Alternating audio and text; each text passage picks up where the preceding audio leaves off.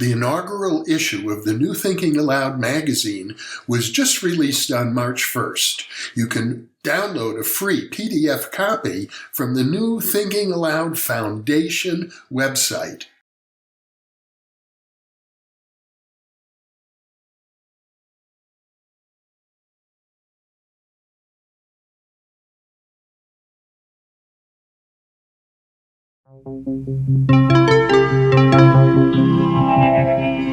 Thinking Aloud. Conversations on the leading edge of knowledge and discovery with psychologist Jeffrey Mishlove.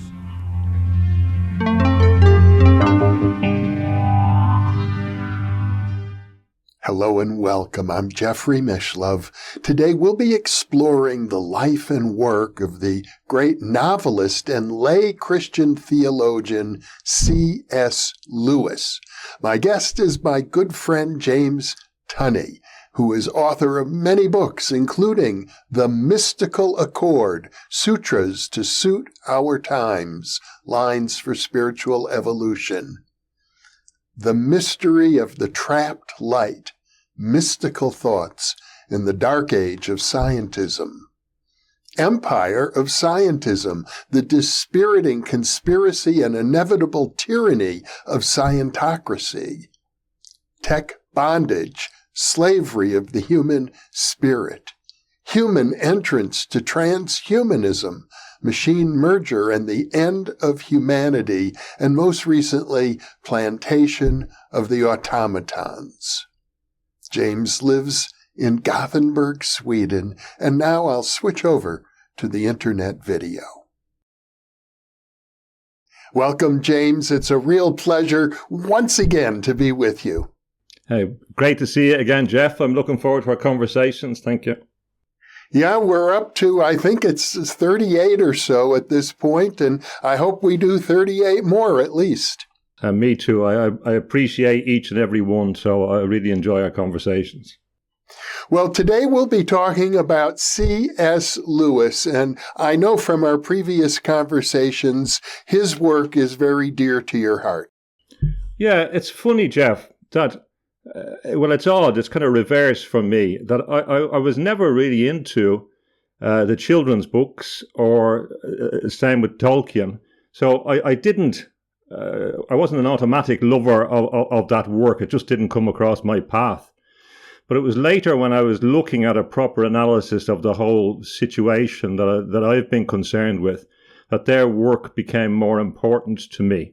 And C.S. Lewis is much more than a children's writer, for example. He's a man of many parts, as they say in Scotland.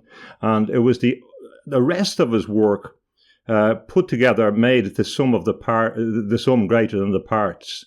For example, we focused several times in the past on the novel That Hideous Strength. I actually have yet to read the novel, but I gather from our conversations and from peripheral reading that his argument is almost the same as yours. That is, that the real evil in society doesn't come from, let's say, groups of criminals. It comes from this overarching technological world in which we all find ourselves.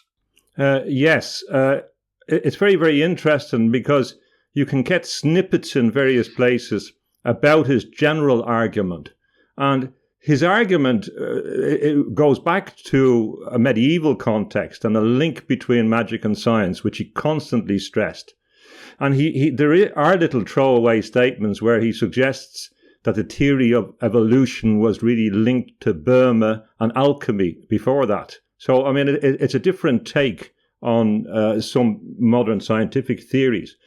But he was very close in Oxford to scientists, and he knew what was going on. And as a don at Oxford, he would have been dining with people in these disciplines, and he would have picked up a lot of information associated with the certain establishment figures.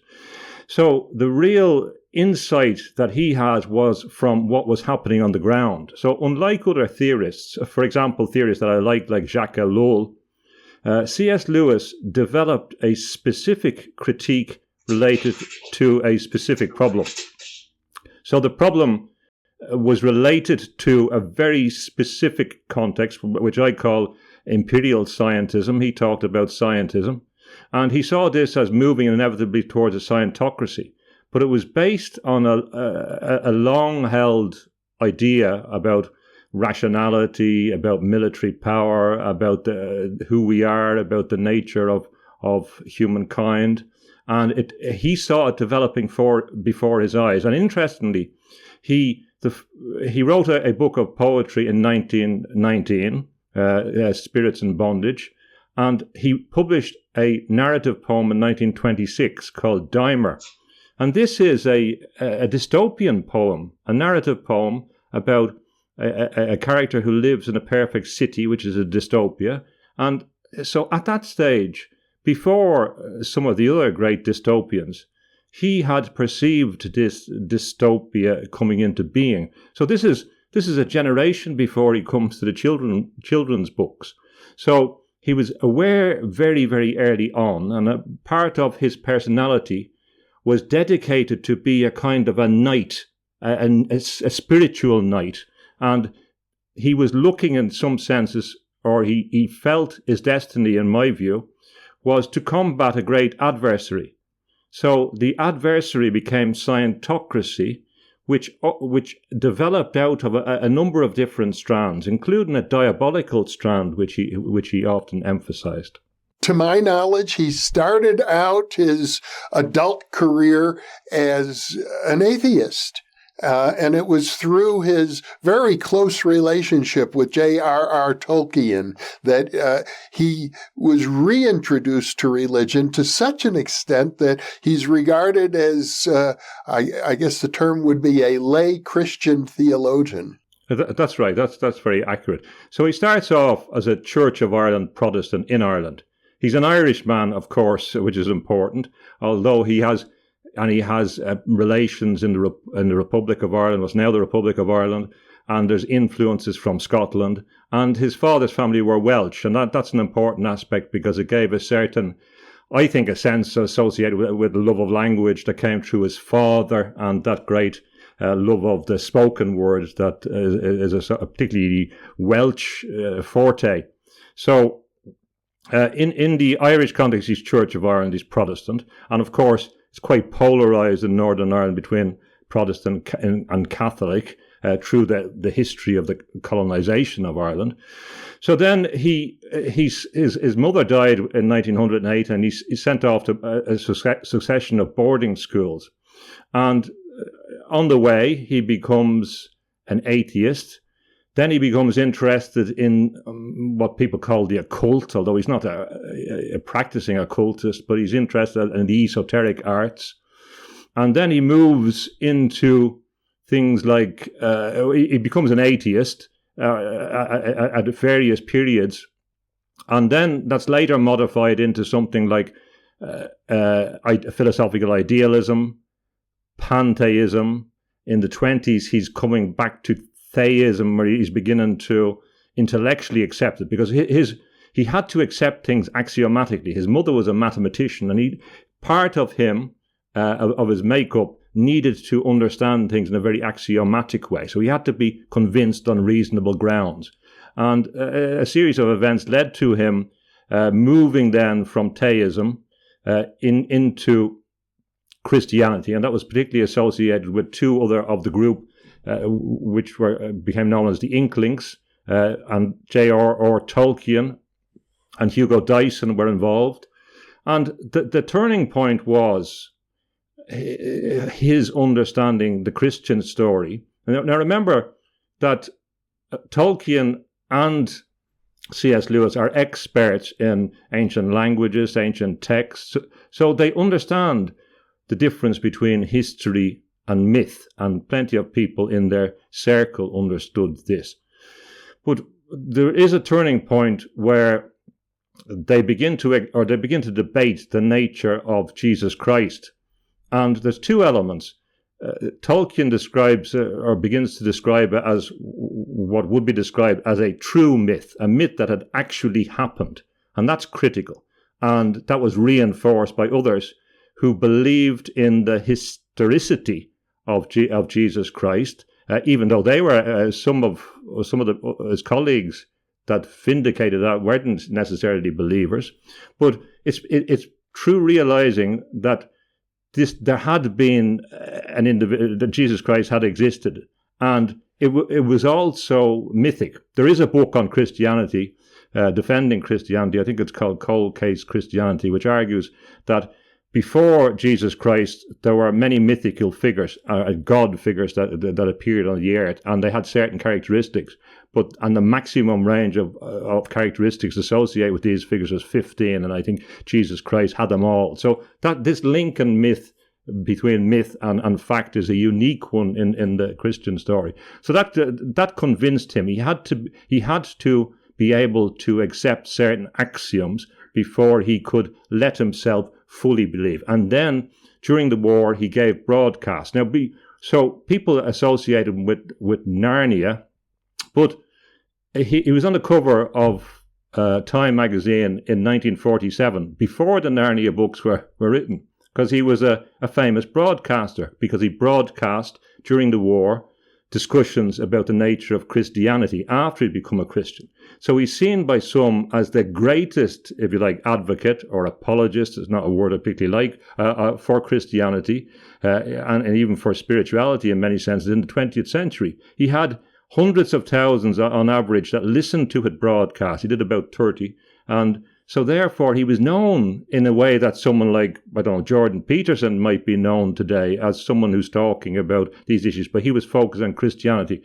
And in particular, we can understand why Christianity was relevant, because it's only when you begin to lose the foundation, say, of Judeo-Christianity that you begin to understand what's lost.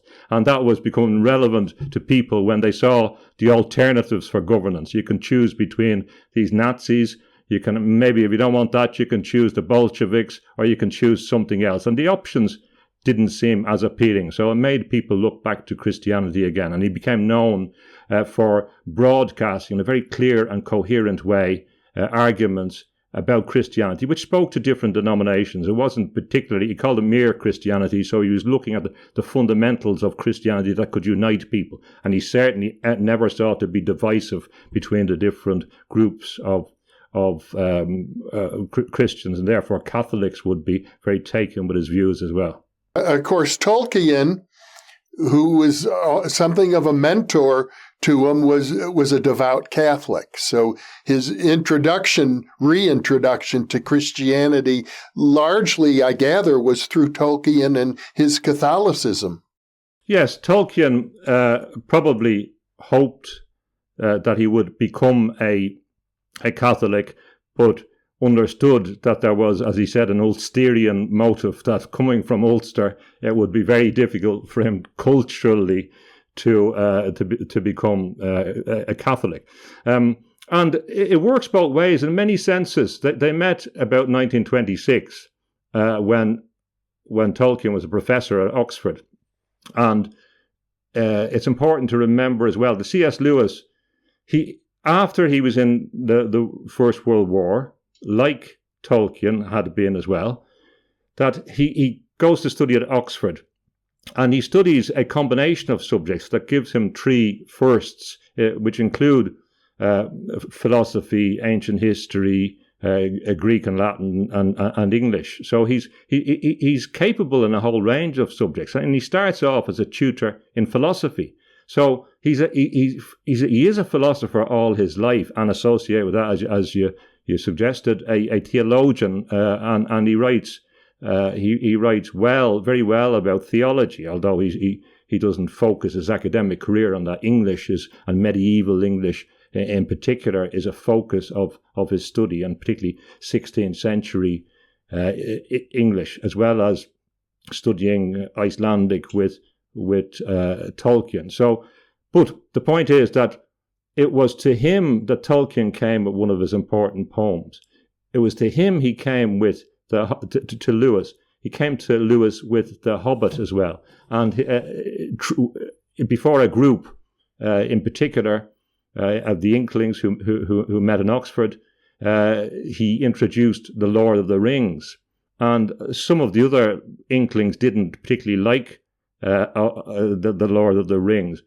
And Tolkien said that the Lord of the Rings wouldn't have come to fruition without Lewis. So in many ways, Lewis is a mentor for Tolkien. And also another important inkling is Owen Barfield. Now, Owen Barfield was actually the first one to publish a children's book. That was The Silver Trumpet in 1926. And Barfield was influenced by Steiner. And this influence of Rudolf Steiner comes into the group. But the book The Silver Trumpet refers back to God speaking to Moses and calling with a spiritual instrument being the silver trumpet. So whereas Barfield starts off with, he was a lawyer, but he was very interested in philosophy. He starts off with a children's story and then moves on to saving the appearances and philosophy. It's the other way around for C.S. Lewis. He kind of starts off with some heavy works of scholarship that he had to for his career, and moves on later to Narnia. And in between, during the Second World War period, he did his science fiction trilogy, which was important. And the last one was that book, That Hideous Strength, and I think it's head and shoulders above most of his work. Well, I gather a lot of more conservative Christians were not enthusiastic about Lewis's theology. I know, for example, people have suggested that the lion character in the Narnia series, Aslan, is actually a symbolic representation of Jesus Christ, who sacrifices his life for the benefit of other people. And I guess that maybe rubs some people the wrong way. It's very interesting. Generally, he's accepted by and celebrated and an important figure for many, I'd say, moderate Christians. If you read some of the more extreme versions, they begin to criticize him for his lifestyle. They begin to criticize him for his use of pagan stories, and they question him. But he's very popular across the middle ground of Christianity, extremely popular, because he also provides a way to teach Christianity in a world which is very hostile to it. And the figure of Aslan is clearly a reference to Jesus Christ in a different world. He said he was trying to imagine this figure in a different world. And there's various theories about the origin of Aslan.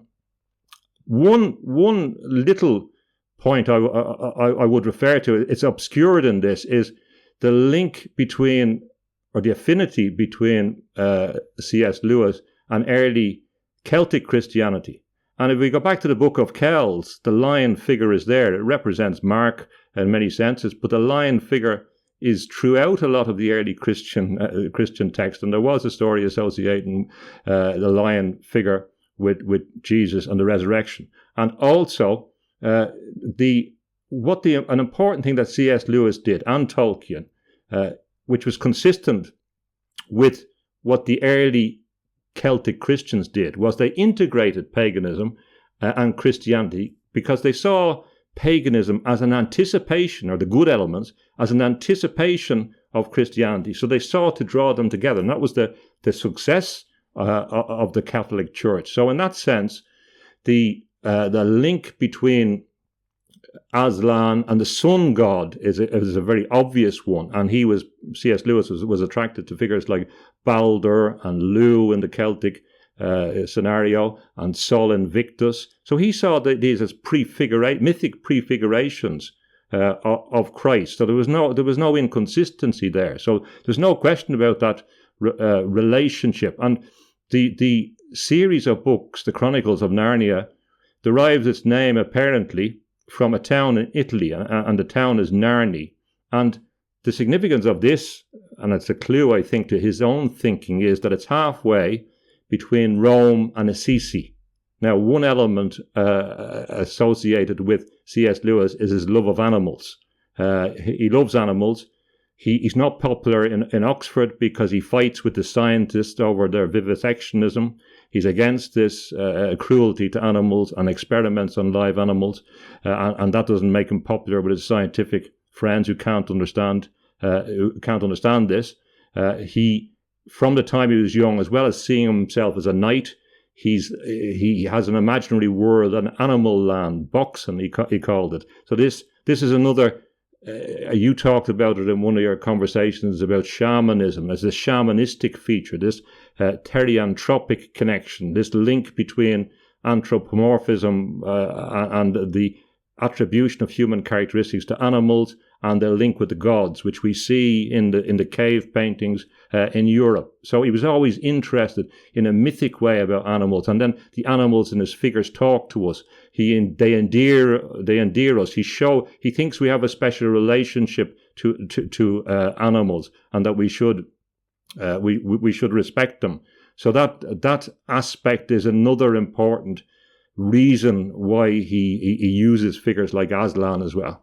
The project of the Inklings in general was one of, I guess I would phrase it as reenchantment of the world, going back to ancient literature, to a time when people already saw the world as a magical place.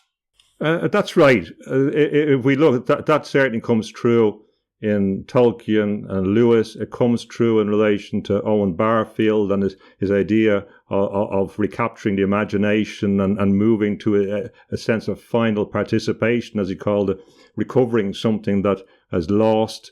And it's there in relation to Charles Williams, who was also involved in magic, who came to Oxford in the 30s and was significant and forms a connection, therefore, with London. Yeats was a big influence on C.S. Lewis. And Yeats as well, if we go back in the 1890s, had a circle around him in the old Cheshire Cheese pub on the Strand. And people, even Oscar Wilde and that, would have come into that. But it was a link between magic and literature. So this idea of the reenchantment, as you said, was informed in particular by a stream that goes through Yeats, back to William Blake, and back to Swedenborg and others. And in particular for this group, many of them had been in the First World War. They saw the consequences of what Tolkien called the machine. So the machine wasn't anything specific. It was a general impact of concatenation of technology coming together. And they were obviously, despite the fact that C.S. Lewis wasn't a pacifist, but he saw what the destructive nature of this technology could do. So in some ways, they were reacting against that. But in particular, what the purpose of there was a use of the enchantment, as Bruno Bettelheim might say, or there was a purpose to the enchantment. There's a number of different levels to this. In one sense, there was a kind of belief that the whole apparatus of the imagination was being taken away, and this is not hard to believe when you're in places like Oxford and Cambridge that used to be monasteries, but of course during the Reformation they took all the images out, they took all the monastic tradition out and replaced it. So this had happened before, an assault on the images, if you like, on the iconography of the society, which I'm not sure that Britain has ever recovered from in some way. So if we go back to the idea of the memory palace in the Renaissance magicians and Bruno and all these chaps, there was an idea that you had to create something to protect yourself against outside forces. So that was certainly there.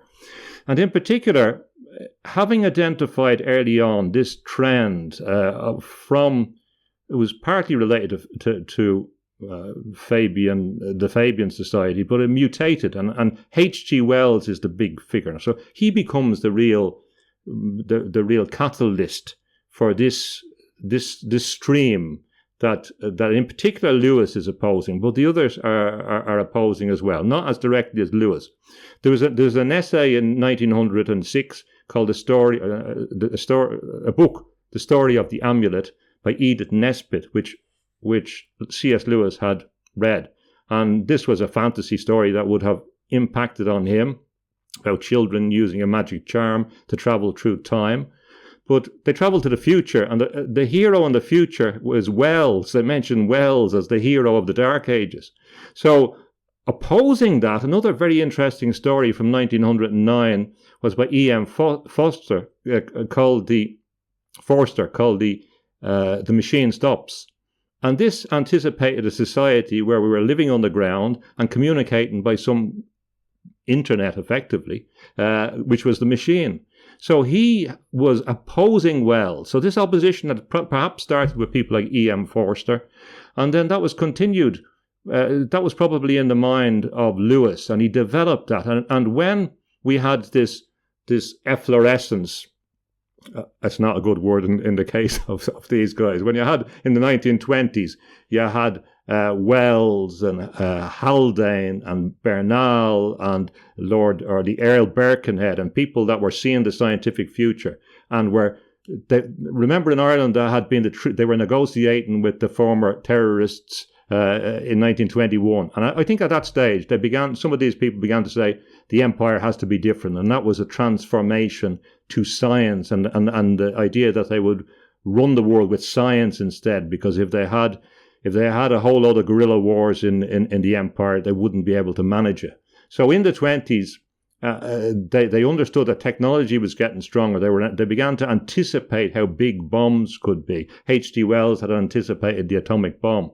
So people like Haldane they were imagining the great scientific future. Bernal was as well. Haldane was writing articles explaining why chemical warfare was justified and humane, and giving out about the pacifists who didn't want to facilitate chemical warfare. I mean, it's grim stuff, as well as eugenics. Eugenics was inherent in it. And C.S. Lewis began to oppose it early on. Others weren't as focused on that at the same time. He continued to be.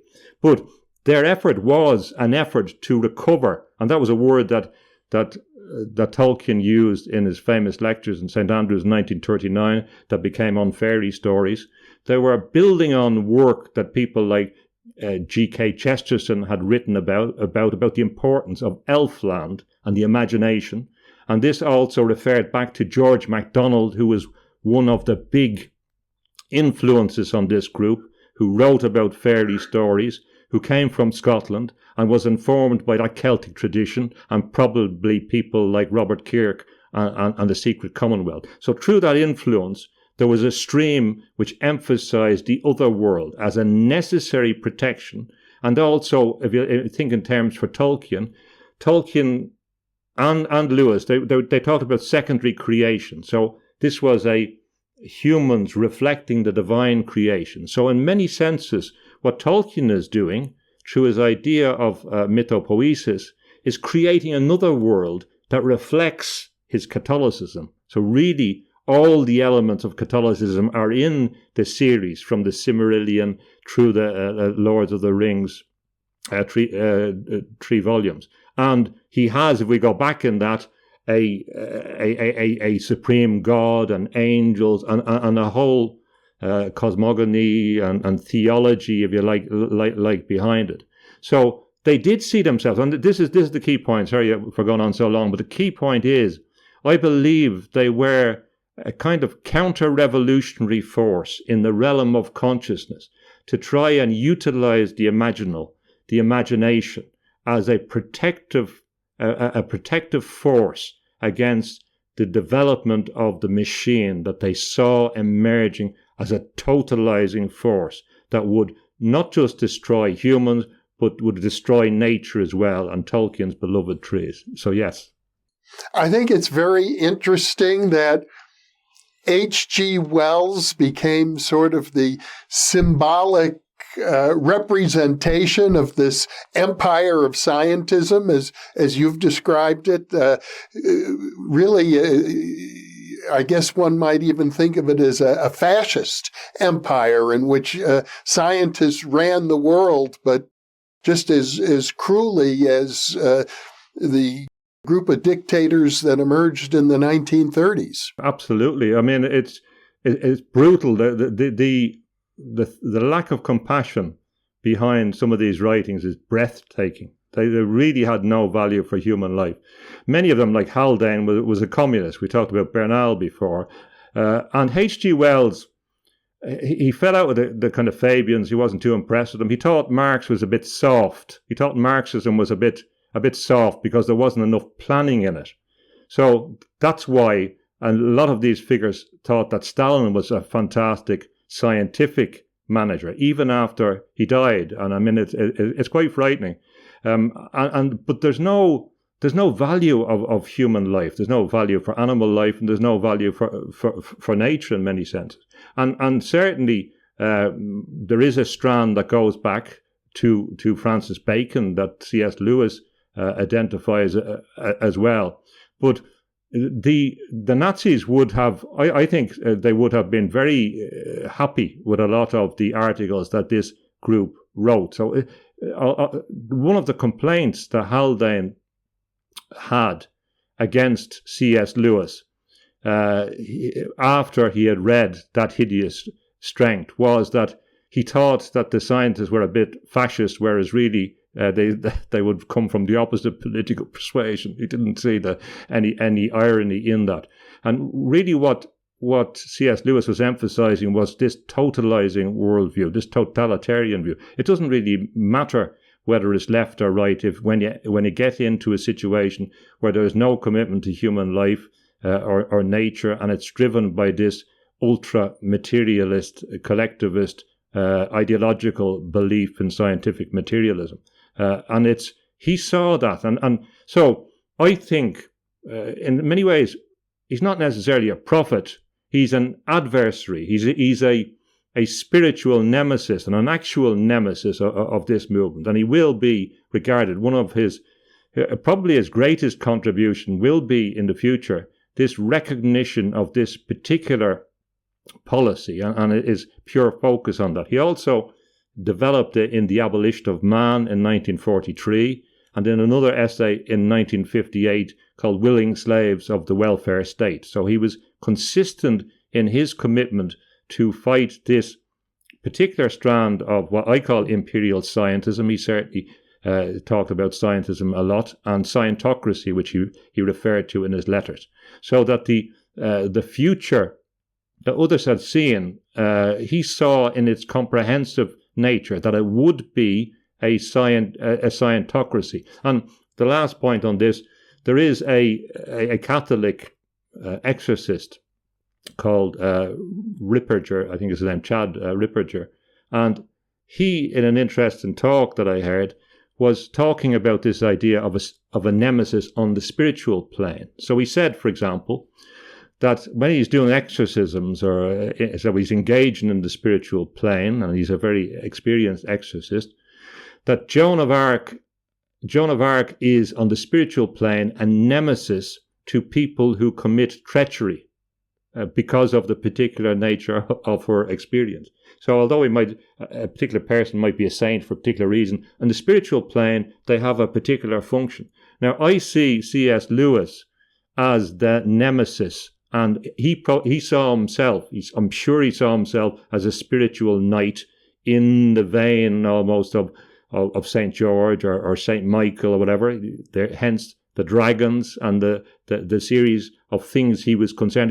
From the time he was small, he had dreams about insects, machines, and there's always an adversary there who becomes Satan, and he writes the screw tape letters about demons, and he called Haldane's plans diabolical. So he saw the spiritual darkness was related to this particular focus on materialism. He wasn't against machines or technology, but he believed that these people were trying to become sorcerers.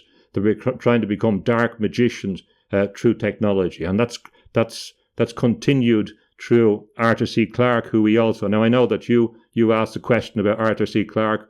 He sent a letter to Arthur C. Clarke, and he said that if they were communicating, and he suggested that Arthur C. Clarke, who was in this line of people, that his future would make if it came true, would make the humans a cancer on the universe. It was a very deeply held views for him. And I noticed that Elon Musk recently said, or referred back to that speech we've talked about by Arthur C. Clarke, and where he foresees the future of merger of man and machine.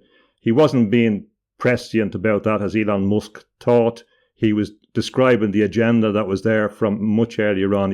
It's only pre-science It was the scientific agenda that he was merely describing as opposed to anticipating. What I'm gathering from what you are suggesting is that this idea of the human merging with the machine, that seems to be something of a goal for transhumanists and other groups of people, the Singularity University crowd, for example. It makes me wonder whether they're so enraptured about this idea of merging their consciousness with some kind of silicon-based technology that it's because they're uncomfortable with I imagine if you talk to them, they would call it the rising tide of superstition, but they're uncomfortable with this whole realm of the irrational, the magical, even the mystical side of nature. Yes and no. I mean, funnily, George Orwell reviewed that hideous strength, and he said, "Yeah, I could see this. It could happen in the future." But he didn't like the book because of all the supernatural stuff, because, of course, Orwell was a materialist, and he just had people get it wrong. You have to ask yourself, well, what is this vision? What is the vision of the world presented by some of these critics? So that element is clearly there. There is a devastating left side mentality in some of them.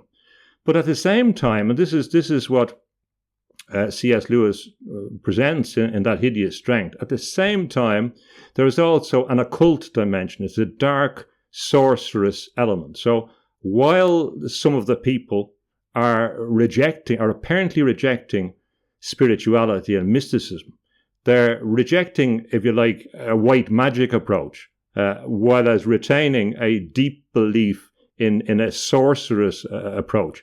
And we can see that even in Arthur C. Clarke. He said he can't distinguish between magic and high technology. And this is a connection that goes back, as we know, to Bacon. So there's a curious split. There's one group of people who are just pure materialists, and that's an issue of neuroplasticity, and they see the world from a very left brain perspective, and they cannot, in the way that Ian McGilchrist explains, they're blinded to the right brain approaches, and that is why a lot of these figures, Chesterton, MacDonald, C.S. Lewis, Barfield, all the Inklings, they're emphasizing a kind of right-brained approach, the need to love the humanities, engage in the humanities, engage in literature, because that's associated with expansion of human consciousness. And in that, the key... Now remember, C.S. Lewis knew some of these figures. So there's a clear implication that in that hideous strength, in the form, he's hiding his information, if you like, in the context of a fairy story for adults.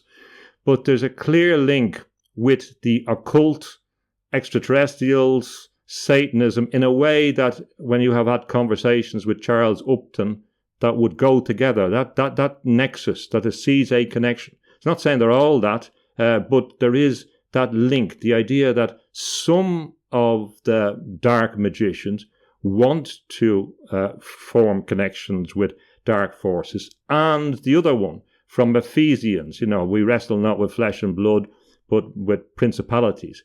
The idea associated with Steiner that would have come true, that we were encountering on the earth a battle from the heavens that had come into the mortal domain. So he's totally consistent with what Steiner was saying about these evil forces that were manifesting itself because of, if you like, the influence of people that wanted that in the pursuit of power. And associated with that is this God, or the desire to be gods, to reject. In The Abolition of Man, the last point, he doesn't focus on Christianity. He doesn't say it's all about Christianity. He's a perennialist in many senses. In fact, the highest principle he calls the Tao, and he said that all the major traditions have the same principles at base, the Tao. And the idea is that you adhere to the Tao, but the sorcerers want to control it through their will. They want to impose their will. I suppose, like Aleister Crowley talks about the will and being the essence of magic. It's that idea. But in that's why they want to dominate. And on the transhumanist issue, the transhumanists don't want you to live forever. I'm sorry to break it, they don't want immortality for everyone. They don't want to improve everyone's lifestyle. That's clearly not what the agenda is. They want for an elite group to be able to extend their life, and mainly because they do fear death. And for the materialists, they will believe that it's over. If you're into the occult, you don't want to be going down below. That's what happens in Dr. Faustus. You don't want your life to be short, because you know where you're going afterwards. You've made the pact with the devil. So for a number of reasons, one might want to extend their life. But the crucial thing that people have to get into their heads about transhumanism is that it's going to be network transhumanism. You won't have a choice. That you will be linked to this system through endovascular and endosymbiosis, through connection. You'll be forced to. Through dependency. We're getting made dependent on these systems. Now we'll have digital currency coming in. We won't be able to do anything without being linked. And it's a short step to being linked forcibly. And once that happens, there won't be any going back from it. So it's a control mechanism. The drivers of the military-industrial complex, as they always have been, and particular individuals promote that. But the objective is not about really deep philosophical individual notions behind it. It's a control system. And network transhumanism is the ideal way to control people on a mass scale if you want global governance. I'm reminded of, and I haven't shared this with you before, the work of a woman I hope to interview before too long. Her name is Angela Brown Miller. And she writes about the afterlife and suggests that when you're in the afterlife, there are these beings of various kinds, and they would like nothing more than to absorb your consciousness so that you become part of their larger consciousness. And that part of the struggle of being in the afterlife is, are you going to preserve your individual autonomy? And I think you often use the word sovereignty. Sovereignty, yes. Individual sovereignty. Or are you going to get swallowed up by some larger entity? Maybe it's a spiritual entity. Maybe it's like Jesus or Joan of Arc. But it might be some dark entity, or are you going to maintain your own individual sovereignty? And I'm gathering from our discussion that if Angela's vision is correct, it's not so different on this side of the veil.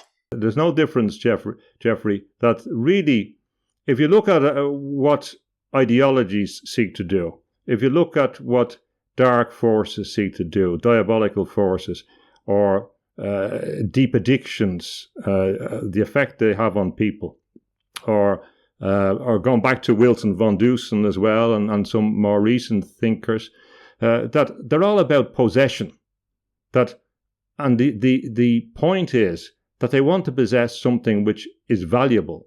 And the valuable thing is your spiritual consciousness.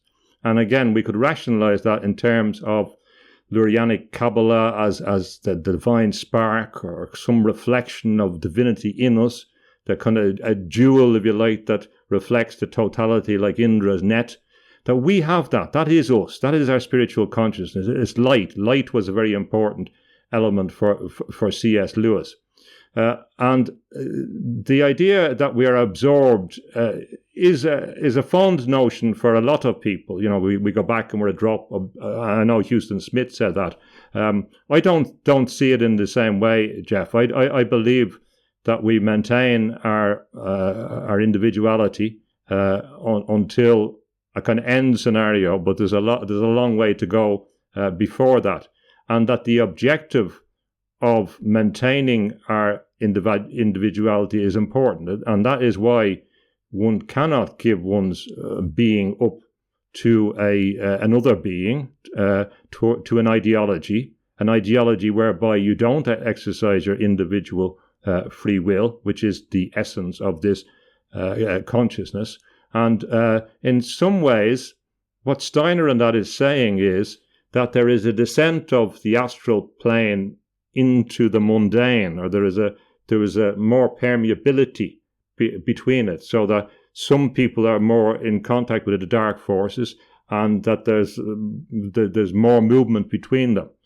So the battle in some, or when in the Buddhist context, or when you're going to the Bardo plane and that, there are certainly projections from one's own mind, but there are also the suggestions of a whole range of beings. And you were talking about guardians of the threshold as well. There are, this guardian idea appears in a number of contexts. I agree with you what you're saying, that largely there's self-reflections, but there are also ontologically other beings that are there in different contexts. And it also poses a question. I know it doesn't seem to be popular to make any critical points about psychedelics, Jeffrey, because you get loads of people defending them. And good luck to everyone we've talked about before, and good luck to people that get benefit from them. I know about the studies and that.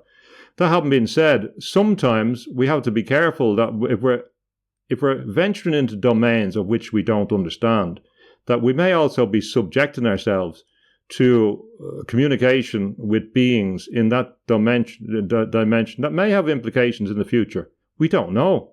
So, for example, if we go down to Mexico or into some cafe down there where the local cartel is meeting, we're not going to go up and interfere with their meal and start making play or fun talk with them, because we know there might be consequences. But we're willing to do that in the spiritual world, to engage with beings that we don't know without having adequately protected ourselves. So there is an issue there for me that may arise when a person's going to the next dimension and they meet one of the group of mechanical elves, and they said, "But you promised you were coming with us when you had your trip." But you understand the point I'm making. So I think there is a continuity. What the spiritual masters are saying is, do your spiritual work now. Prepare your spiritual being now. Get rid of stuff that is not relevant now. Be your best self, as you say, which is very correct. Be your best self now, and being your best self as well in the spiritual sense applies in the next dimension. And that's what all the spiritual leaders say, and the enlightening as well, the removing of things that you don't want to carry. But certainly another example that's worth mentioning is that it ties into Aslan as well, that Charles Williams, who was interested in magic, wrote some amazing books about the afterlife and these ideas. And The Place of the Lion was one he wrote in 1931, which may have influenced C.S. Lewis. And this is about archetypes from the realm of forms, and in particular a lion, I think, coming into this plane. So this idea of the archetypes coming into the plane. And this is seeing in that hideous strength, where one of the solutions involves a reapparition of Merlin to help in the struggle against the evil scientist. Now that's a deeper idea. The implication is that, to use the word of Tolkien in the fairy tales or fairy stories, that we're engaging, or they're engaging, in an act of recovery from the human imagination and human mythology and human legendarium of figures that could be lost, but that are necessary for us in archetypal context for inspiration and for models at various times.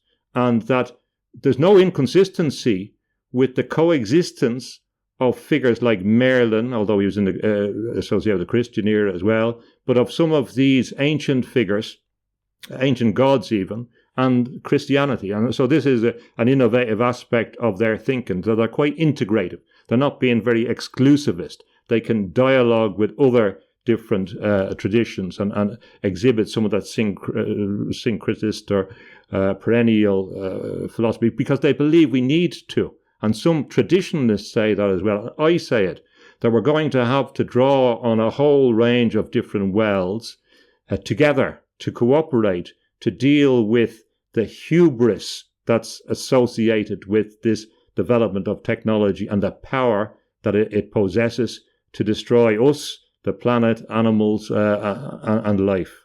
Well, it's an interesting equation that you're making, that this desire to control, whether it's through technology or through various forms of mind control, is ultimately the same impulse. I think it is. I think it's the essence, as in MK Ultra, if you like, mind control, the desire to dominate, the imperial impulse, the colonial impulse. It's associated with power. It's associated with appraising of material things.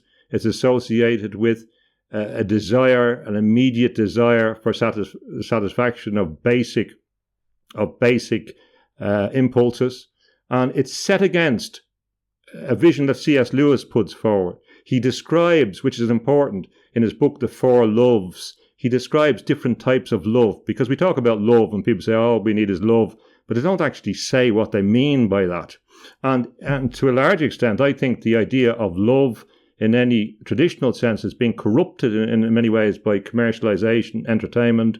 You know, love is something that you look for on a Saturday night, which is different from the traditions. And he describes the Greek ideas of storge and eros and philia and agape, from affection and familiarity to erotic love, to agape, which is a love beyond the immediate needs. It's non-transactional and it's divinely inspired and it's related to the divine.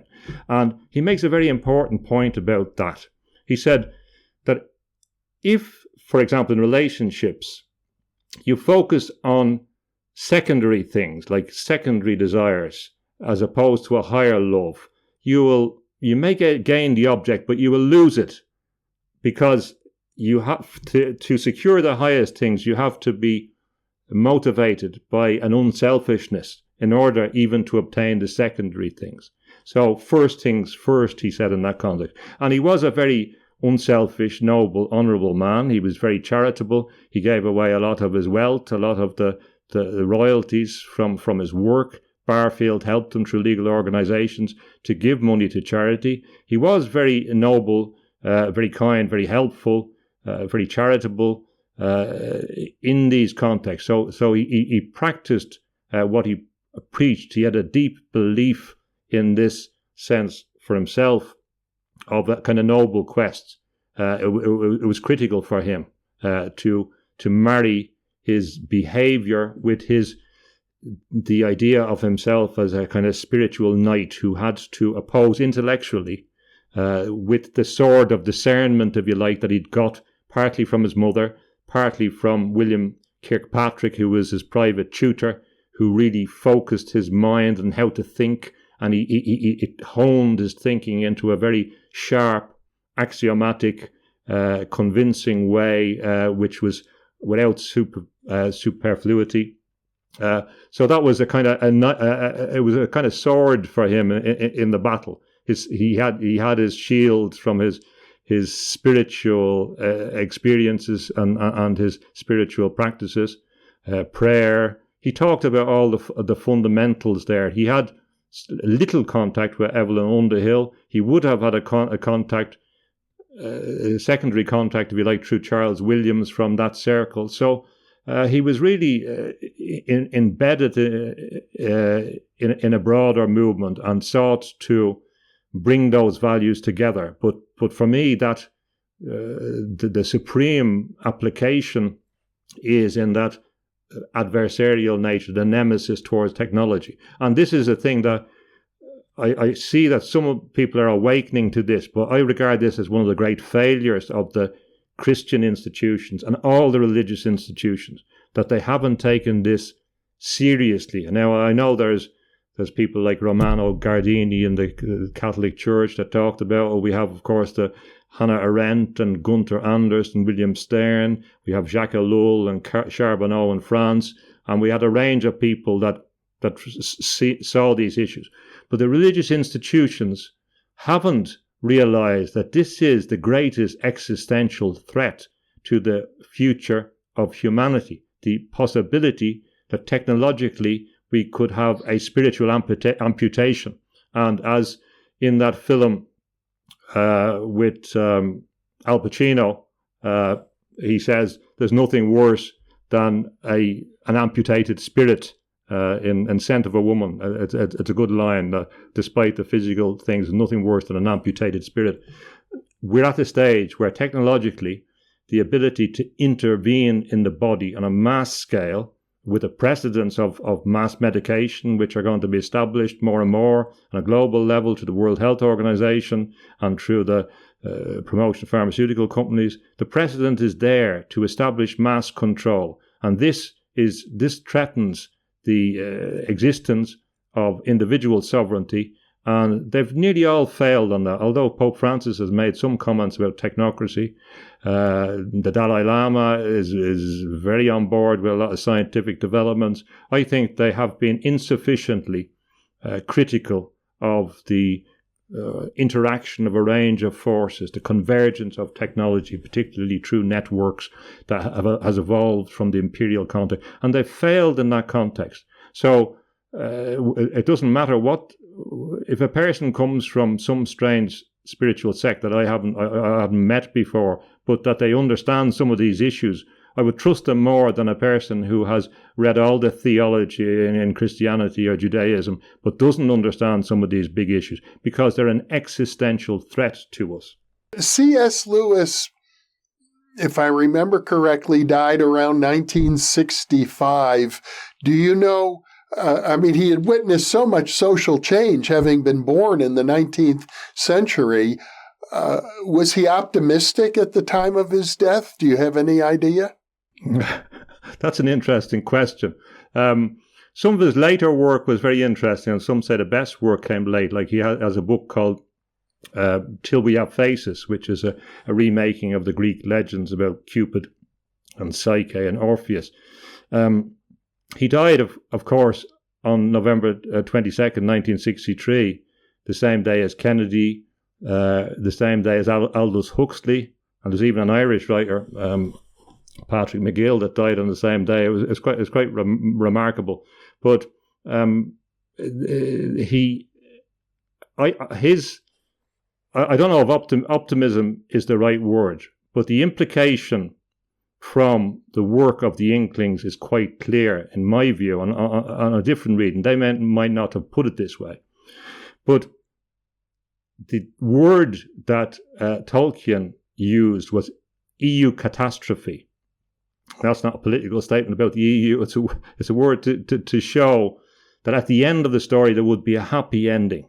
Now, according to studies of stories in the last few hundred years, there is an argument that the happy ending has disappeared in recent decades and centuries, in a way that in all stories, in all times, there's this optimistic ending to stories, and that has changed in recent decades and in recent centuries, reflecting some deeper lack of faith in our own and deeper manipulation, because stories are used propagandistically.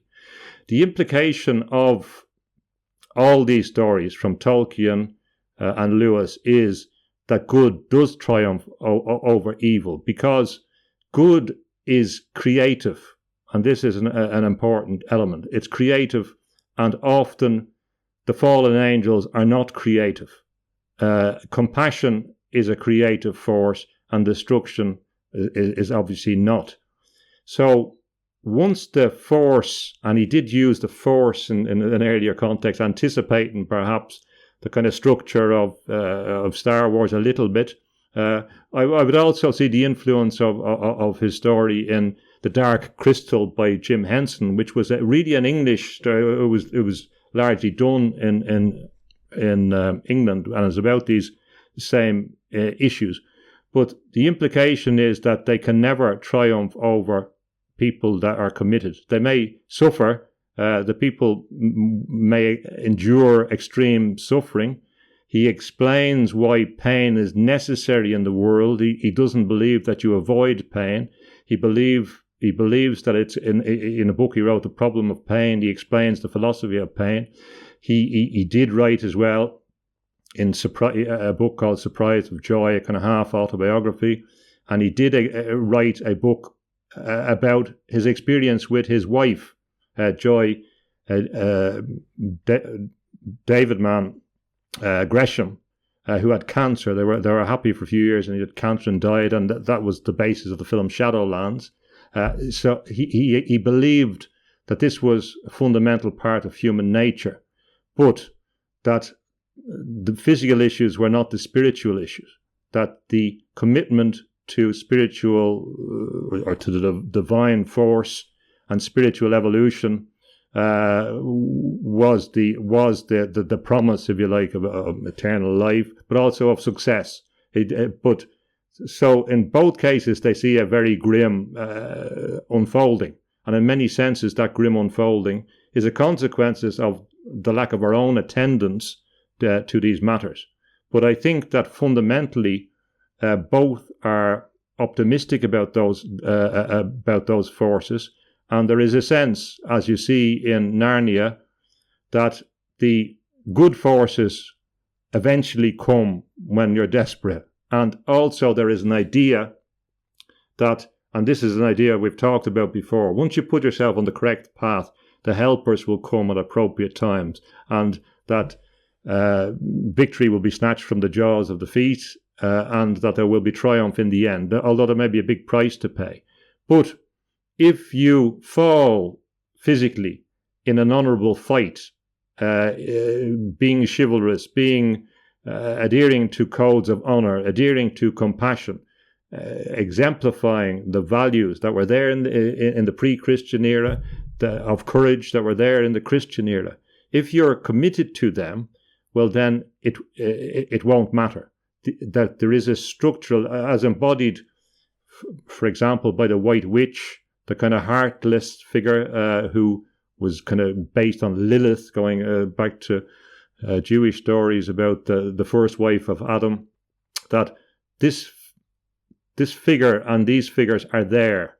And in some senses as well, he does emphasize that idea, a lot of people believe, that it's necessary for our development that this complementary force pushes us to a higher level. So we do have that idea from Myers of the necessity that we move out of the chrysalis, we move out of the insect state to a higher level. So I think he was always optimistic. After he'd been in the First World War and what he had seen, I don't think there was going to be much more horror to come his way then. And with his spiritual belief, as with Tolkien, the whole point for many of them is that this was necessary for the eudaimonia, the good spirits. So the end objective of the Tao is this flourishing that you've talked about before with Stefan Schwartz, and that this is the objective of all beings,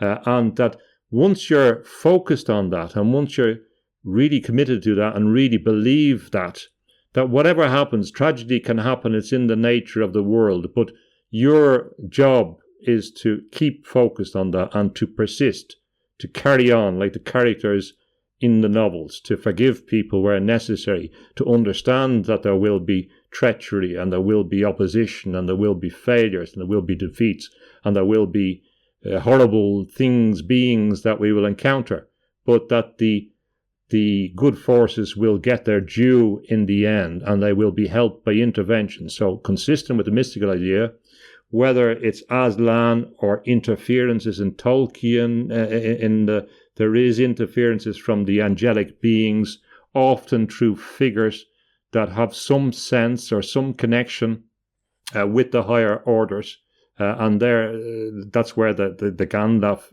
figure, etc., comes in. The light, like the hermit, the classic archetype. These mythic figures keep telling us things. There's things to learn from them. If we look back, we can get models. And also another important point is, I think the final point on that, is that I think they suggest that some of these figures appear again or reappear at particular times because they're particularly necessary. So Merlin might be necessary to re-enchant, as you've indicated, the disenchantment that is happening. or certain figures might be necessary to help with a dispiriting. And what Lewis and Tolkien and Barfield and that is doing, and the other people around them, there was Dyson and his brother, of course, C.S. Lewis had a Warren Lewis, which he was close to for all his life, Warney. They were discussing ways, really, in my view, to maximize the animosphere, to have a very healthy range of alternative views, perspectives, worlds that could be drawn on a true mythopoesis, true creation, that people could rely on when they needed to and apply. And in all of them, there is an idea that there is good and there is bad. It's dualistic in that sense. It's not simple, but really there is an optimum path that we should take for spiritual evolution individually and collectively. And although it's not simple, although people do wrong at different times, there's forgiveness and moving on to the next level. Well, James Tunney, what a wonderful exposition. I'm delighted that we've had this time to talk about a very seminal figure in 20th century culture. Before we conclude our interview, do you have any final thoughts to share? No, just the point that you have often suggested, that we need to survey or understand or comprehend all these different non-materialist dimensions, ultra-material or beyond, perhaps, rather than ultra-materialist dimensions that we need to understand, and understand the relationship between them. Because, for example, Tolkien's fairy world is different from MacDonald's, it's different from Robert Kirk's.